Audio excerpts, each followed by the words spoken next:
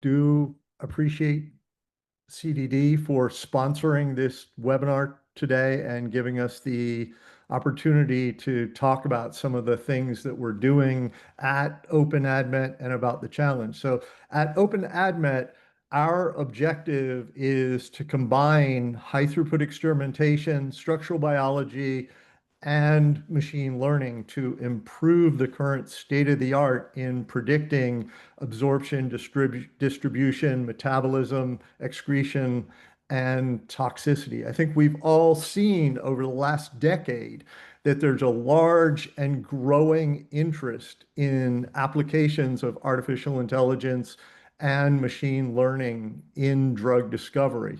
We've seen predictive models become an integral part of drug discovery. We've seen the rise of generative algorithms and the continuing advances in fields like protein structure prediction.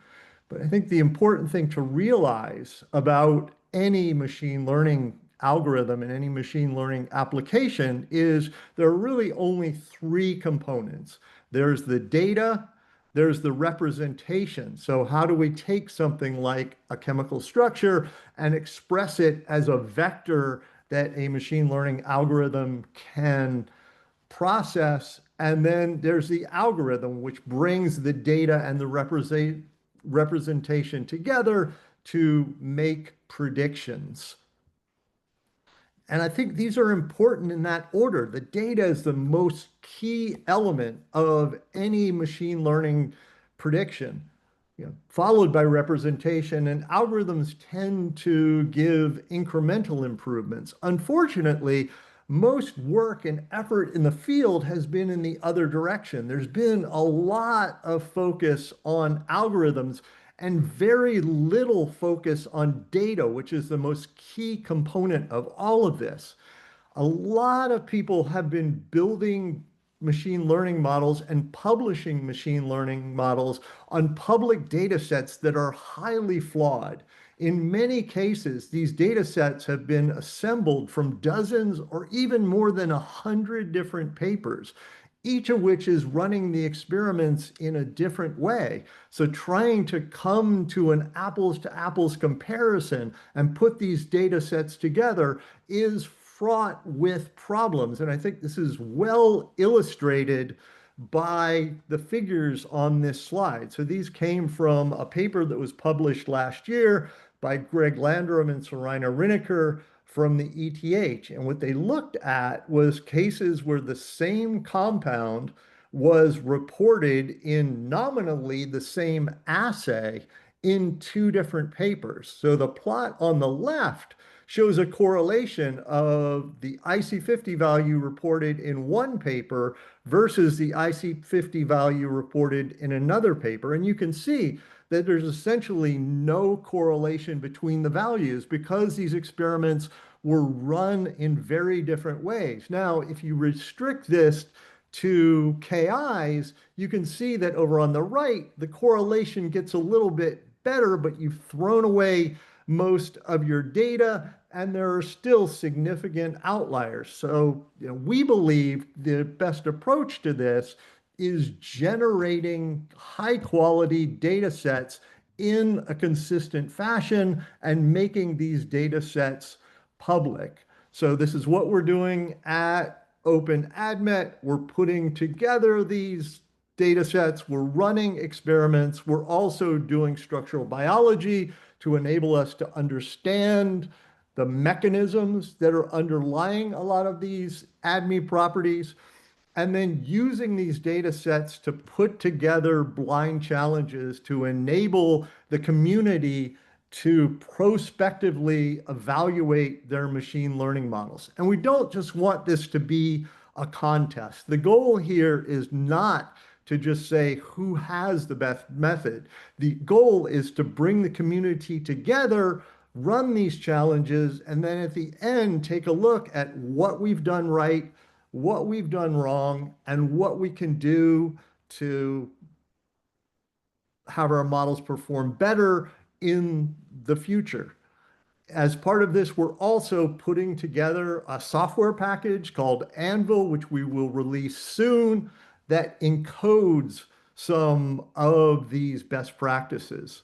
So this is the overview of how OpenADMET operates. We have three principal investigators: James Fraser at UCSF, John Kadera at Memorial Sloan Kettering, and Sri Kasuri at Octant Bio. As I mentioned, we have three components. Octant is running high throughput experiments. The group at UCSF is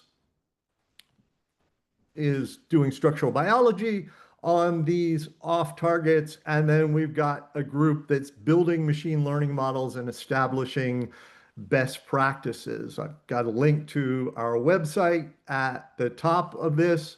We're here today to talk about this blind challenge with the data set that's been generously donated by ExpansionRx. This is a realistic data set from actual drug discovery programs. We're using realistic time splits like one would encounter in drug discovery, and we're using industry standard endpoints. So we're looking at things like log D and solubility, microsomal stability, membrane permeability, and plasma protein binding. I'm going to now hand off to John Ainsley, who will tell you a little bit more about the challenge data and some of the motivations behind releasing this data. Yeah, thanks, Pat. So we are. So this, I'll just kind of give you an overview of what we do at Expansion. So we're a RNA small molecule drug discovery company, and this is a kind of standard assay cascade that was more or less generalizable to most of our projects. So after we've designed and synthesized our compounds, they would go through our primary kind of level assays. So because we're RNA based, it's looking at RNA binding, maybe displacement of a protein or interaction of a protein with RNA as a secondary kind of assay there. And we kind of take our first look at the ADME properties of our compounds, so lipophilicity through log D, kinetic solubility, membrane permeability with KCO2. And if we find a compound which has got a nice activity and not terrible ADME properties, we put it through into kind of the second level there. So you've got microsomal stability and your protein binding assays, and that kind of is going to inform if your compound is up to going into in vivo PK, if it's looking good. In the functional cell assay, if it's not cytotoxic, you can think about doing a PK assay. As well as doing that, we're also looking at more detailed, kind of more specific niche assays. So things like CYP panels, large off-target panels like CREP, cardiotox panels, to make sure that only the best compounds kind of get progressed from that point. We can talk about maybe how we could share some of those other assays in the future, but this is kind of what we'll be sharing with this challenge. And this is really important when you're doing kind of iterative drug discovery projects. You want to get as much information from these assays to feed back into your design process so that you're making theoretically only compounds which satisfy your good properties that you want to be able to eventually develop a drug. So any way that you can make your project quicker, more efficient, is going to mean that eventually more projects succeed and more patients get the medicines that they need from these projects. So it was really nice that our kind of leadership team were really open-minded, really enthusiastic about open science, and agreed to donate this data set. So I'd like to thank them for making all of this possible. And the inspiration really came from the way that the CASP challenges kind of drove forward protein structure prediction. So this was kind of all going on through my career. I can remember doing, quite crude template-based homology models, but now it's getting better and better all the time. I think it's starting to make an impact.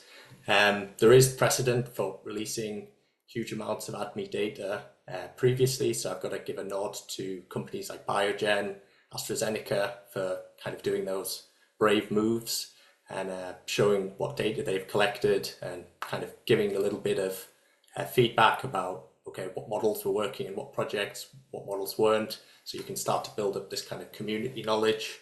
And not too long ago, like Pat mentioned, there was the previous kind of iteration of this was the ASAP antiviral challenge with Polaris, looking at how to predict ligand poses, ligand affinity, and ligand ADME data. So that was a really cool thing to see. And from that, we kind of managed to get in contact with the guys at OpenADMET and put all of this together.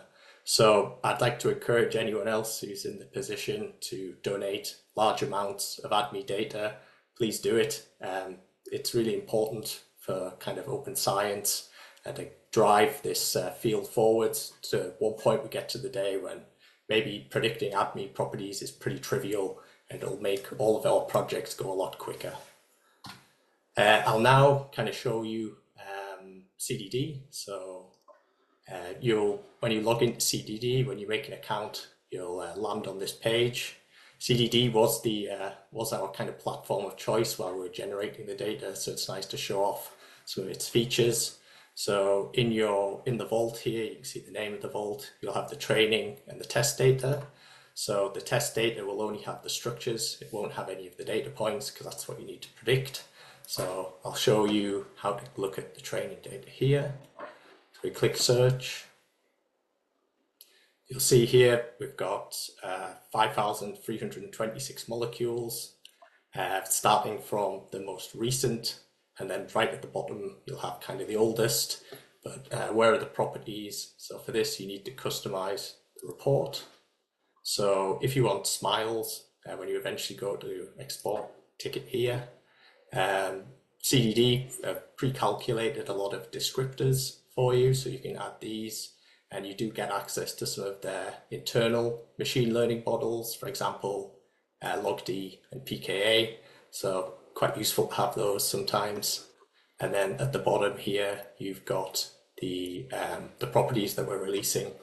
So we'll go ahead and update the report.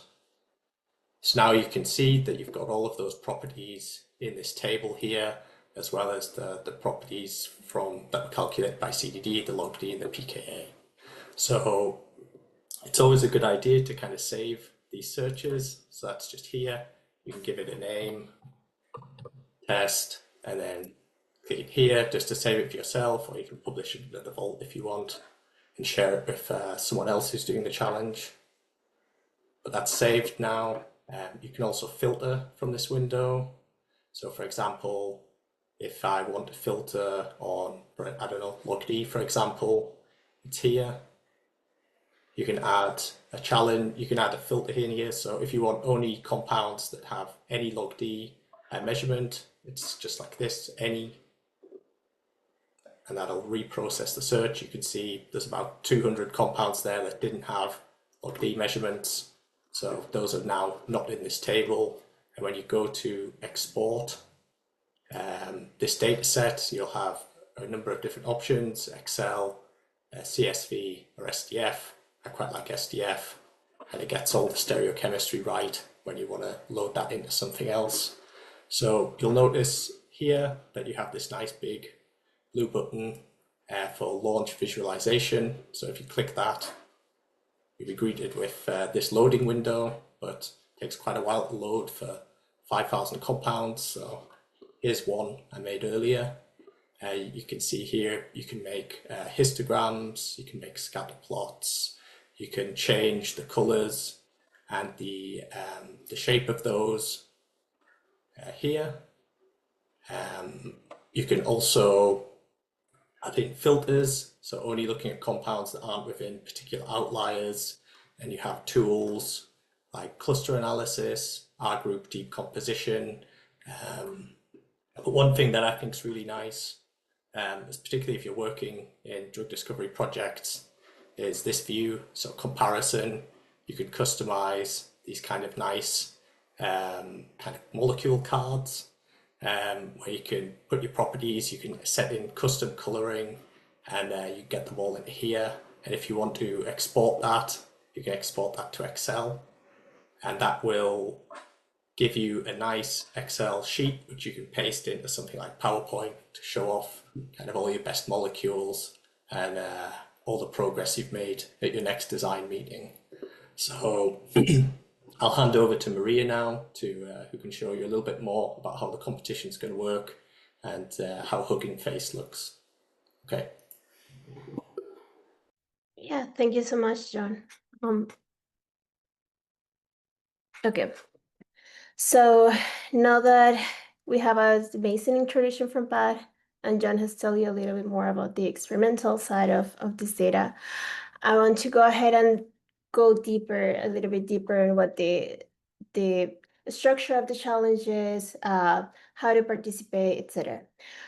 So as Pat mentioned, we have created this challenge, OpenADMET, in collaboration with ExpansionRx, to kind of make a community-driven effort to benchmark predictive models for drug discovery, specifically for ADMET predictions. And we have tasked participants to develop their models, train with the training data that Expansion has so graciously provided us, and submit it to a platform. So for this challenge, we have partnered with Hugging Face, and the whole platform for this challenge is hosted as a Hugging Face space that I'm gonna actually show you, and I'm gonna go through that in the next slide. So so just to tell you a little bit about the way you participate in this challenge, the first step for everyone that wants to participate is to create a Hugging Face account. This is really important because with the Hugging Face accounts is that we're going to track participation. Then once you have created your account, you're going to download a public training data set that it's already live in the Hugging Face platform. And also, as John has shown you, it's available as well in the CDD platform. Then once you have downloaded data, you're going to train your model. We have also provided a tutorial for you to do so. And once you have trained your model, you can go ahead and submit your results also into the Hugging Face platform. So this is a little bit of a timeline. We have started challenge today. Both our Hugging Face platform and the data set is available now. From October to November, we're gonna have a couple of online Q&A sessions as well with John, who's he's gonna be able to answer some of your questions in terms of the ASI conditions if you think that's important for you to train your model. And we're also going to have some support through the Discord channel as well. The submissions will close on January 19. And also we're going to publish a final leaderboard on that date. And we will announce the winners on January 26th of next year. Okay, so before I go ahead and show you the Hugging Face platform, there's a few points I want to highlight, a very important few points. So first of all, for this challenge, if you were familiar with the Polaris ASAP challenge, we have a set of leaderboards that we publish a couple of times, but this time the leaderboard is going to be live. So every time you do a submission, the leaderboard is going to be updated with your results. At the same time, you can submit as many times as you want. Of course, up to a reasonable limit. We don't want people submitted 5 times per day or more than that. But you can, you will be able to submit multiple times, and we are only going to take into account your last submission for the leaderboard. And this is why creating a Hugging Face account is important. We're going to track multiple submissions per participant using your Hugging Face account. Something else is that I mentioned that the leaderboard is live, but we're also going to have a different leaderboard that we're going to release at the end of the challenge. Essentially, we have divided the test data, the blinded test data for the challenge into 2. One is going to be reflected on the live leaderboard, and the other half will be reflected in a final leaderboard that we're not. So every submission you made is going to be compared with the live version of the test set, and at the end, the results that you have submitted will be compared against the unseen portion of the data set. And we're doing this so people don't overfeed their models to the live leaderboard, because we want to promote good practices for training machine learning models. Another important point is that we're going to rank your results based on the mean absolute error. We're going to have a different separate leaderboard. You're going to see this when I show you the Hugging Face space. We're going to have a separate leaderboard for each endpoint, and a global leaderboard that's going to be the average, the macro average of each of the absolute errors of the relative absolute errors. And yeah, the global leaderboard is going to be the one you're going to use to determine the winners of this challenge. And also a very important point I want to highlight is that we are allowing anonymous participation. So while you have to create a Hugging Face account for us to be able to track your submissions, if you provide an alias, I'm going to show you in the Hugging Face space, you can select an option for anonymous participation. And we're not going to show your Hugging Face username to anyone else. You're going to be showing up as an alias in the leaderboard in case that's important to you, or you have an IP that you want to protect for your work. And yeah, and of course we have some prizes. If you were following the previous Polaris ASAP challenge, you may have known that we publish a preprint where every participant in the challenge was granted co-authorship. We're going to do the same for this challenge. We're going to have a paper summarizing all of the results. And if you participate, you automatically are eligible for co-authorship. And as well, if you do well in the challenge, we're also going to have a workshop at the conclusion where the participants with notable performance will present their work. It will be recorded and it will be published on YouTube as well. Okay, so now we're ready to go to the platform. Have it open here. Okay, so this is how the Hugging Space looks like. We have several tabs. We have a tab with the general information of the challenge, an introduction, why ADMET properties are important for drug discovery. Several links are here you can access. We have linked the OpenADMET website. We have linked the preprint for the Polaris and OpenADMET challenge. Small description of the challenge. You see here we have already made the data, training data and the blinded test data are already live. These are also hosted in Hugging Face. How to participate, this is literally what I've told you just now, but if you didn't pay attention, everything is here in the Hugging Face space. Data, all of the units as well, how we are doing the evaluation, etc., the timeline. Then we have a tab for the leaderboards. As I was mentioning, we have one leaderboard per endpoint. We have 9 endpoints, so we have 9 tabs here. Gonna show you each one of them. We have, as I was saying, we have an overall leaderboard. This is live. Here we have a couple of entries. These are entries from OpenADMET. This entry here is just a lower bound. This is a dummy mean model where essentially the predictions are just the average of the training, if it's the training data for each endpoint. So please try not to perform worse than this OpenADMET dummy baseline. There's multiple features here. You can, for example, filter the entry. So let's say I want to filter my dope. So you can filter with the search bar. You can hide different columns. So let's say I only want to see the mean absolute error. You can do that as well. It's really easy to use. This is how this is the tab for the submission. Can explain this really quickly. So here here is where you put the username. You have to create an account, and then you create a username. So I'll say user1.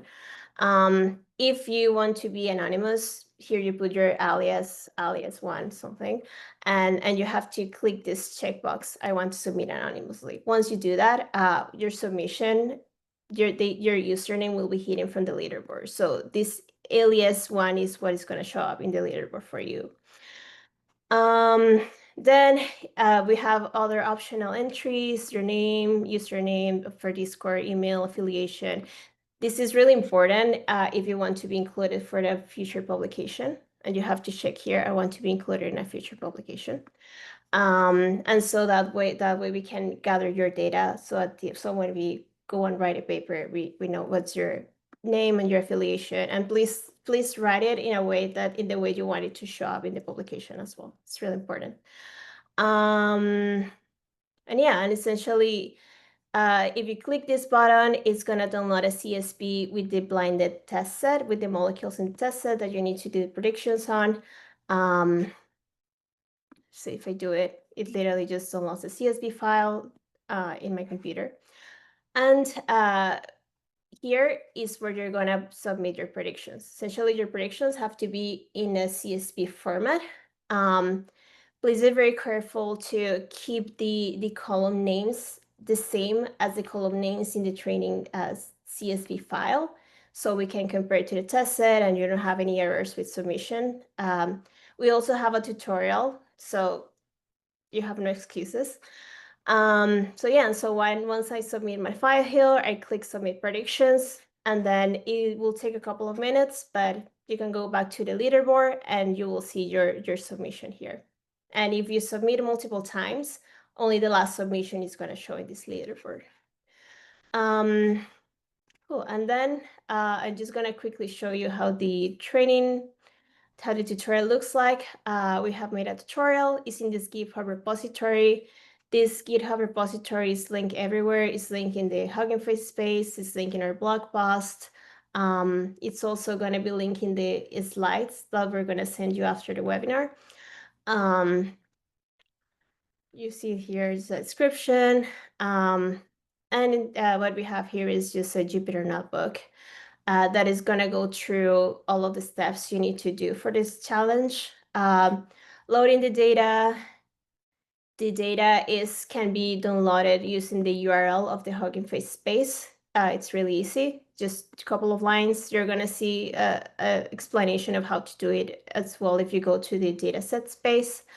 How to train it. There's a little bit of data analysis as well, because analyzing the data is really important before you do the training. So we want to make sure you actually look at at the distributions of the data. Scriptures, everything is here. Then we have added an explanation of how to train your model using an example model, LGBM regressor. So you're gonna go to training. Of course, if you're gonna use your model, you just replace this model with your own. Comparing the training and test set as well, you can download the test set using the URL of the Hugging Face space. And at the end of this tutorial, you're going to generate a CSV file that's in the exact format that you need to use to submit to the Hugging Face space. So if you want to use this tutorial to train your model, that's probably the best approach. Essentially, generate a submission CSV file, and this is the file you're going to submit to the Hugging Face space. Thank you, Maria. Thank you for that presentation. So now we're moving on to Q&A, everyone. So if you have any questions, I know a couple of questions have come in that Pat and John have answered live. So if you have any questions, please keep on coming in. We'll probably keep the webinar open for another minute or two to answer those questions. So please let us know. So I know there's a couple of links that when we're flying around, we'll be sure to include all those links within a list in the follow-up email post-webinar so that you'll all have them in one place. But any additional questions? Hugging Face site has a link to our Discord. So if any questions arise as you start working through the data, please post them in the Discord. We're monitoring that constantly and we'll be happy to answer there. Thank you, Pat. Appreciate that.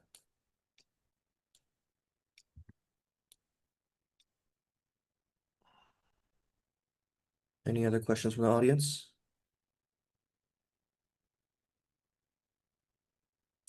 All right. Well, thank you, Pat, John, and Maria for walking us through today's challenge overview, dataset demonstration, as well as the submission workflow. Actually, we just have another question come in here. How similar are the compounds between the public leaderboard and private? Pat, can I direct that question to you? Sure. These all came from similar drug discovery programs. So, I can say that they are somewhat similar, but as drug discovery programs evolve, the compounds become more different. Awesome. Thank you. We have another question here. Is it possible to upload results for a subset of the training set and still get feedback on the performance?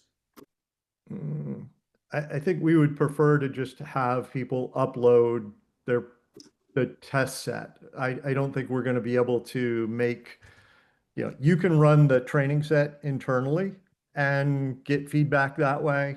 We ask you to upload the test set. Okay, thank you. And can we have our own publication after finishing this challenge? Absolutely. Fantastic. We will definitely be sharing the recording. It will be available on OpenADMET as well as CDD as well. And we'll be sharing the link to that recording with everyone in the follow-up email after the webinar. We have another question here. Can we add different training set from public resources as well, or do we have to rely on this data set? No, you can use whatever you'd like to train your model. We would appreciate in your submission if you can give us some description of what you trained on, because the ultimate objective of this exercise is to allow us all to do better at building our machine learning models. Fantastic, fantastic. Can I And add to that? Sorry. go ahead. We have actually provided a Google Doc with like a template for adding a description of the models as well. So we will really appreciate if people fill that up. It's very general. And it's also linked in the Hugging Face space. So either you can have if you want to be open source, you can add your GitHub repo. But if you want to be a little bit more closed source, we will appreciate if you fill up the template that we provided. Okay. Thank you, Maria. There's one last question here. Was that you're an RNA company, so how generally applicable are these models for other target classes? I would say there's a pretty strong precedent in the RNA drug discovery field for taking things like kinase inhibitors, removing the hinge binding motif because they kind of have a lot of the same features, number of aromatic rings and presence of basic amines, and putting them in your RNA assay and getting active compounds out of them. So the chemical space is a little bit different. There's definitely a higher proportion of amines, higher aromatic ring count, but not so different from, for example, kinases as a target class. Sure. Thanks, John. And as a current CDD Vault user, does this data automatically get added to our Vault, or do we have to request to add? I can answer that one, Josh, if you don't mind. Really? You actually have a few options here. You may send your email address in and be added to the Vault that John was showing earlier. However, there are two public data sets, the training set and the test set. So if you are already a CDD Vault user, you can just look at the same data, but it's in the public data sets. And they're pretty clearly marked. They're brand new public data down OpenADMET ExpansionRx challenge test and training. So you should be able to find those public data sets when you log in right now to your current CDD Vault. So you may join the special Vault that John was showing, or you may just access the data via those public data sets, your choice. Thank you, Charlie. I appreciate that. And thank you to everyone in the audience. Oh, sorry, go ahead.